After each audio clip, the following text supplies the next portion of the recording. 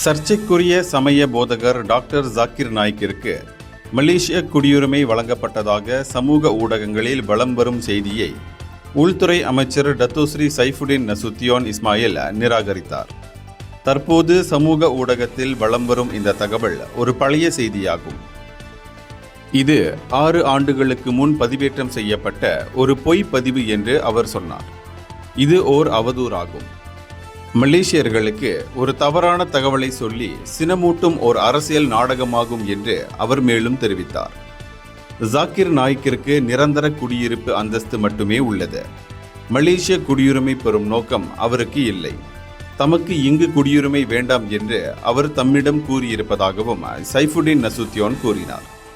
இந்தியாவுக்கு திரும்புவதற்கு முன்னதாக அனைத்தையும் செய்து முடிப்பதற்கு சரியான நேரத்திற்கு காத்திருப்பதாகவும் அவர் தெரிவித்திருக்கிறார்.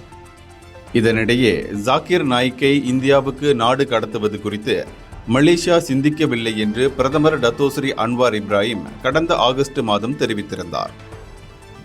எந்த பிரச்சனையும் ஏற்படுத்தாத வரை அவர் இந்தியாவுக்கு நாடு கடத்தப்பட மாட்டார் என்று அன்வார் குறிப்பிட்டிருந்தார். 2015ஆம் ஆண்டு அப்போதைய பாரிசான் நேஷனல் அரசாங்கம் ஜாக்கிர் நாய்க்கிற்கு நிரந்தர குடியிருப்பு அந்தஸ்து வழங்கியது. இந்தியர்களின் இதய குரல் மக்களோசை.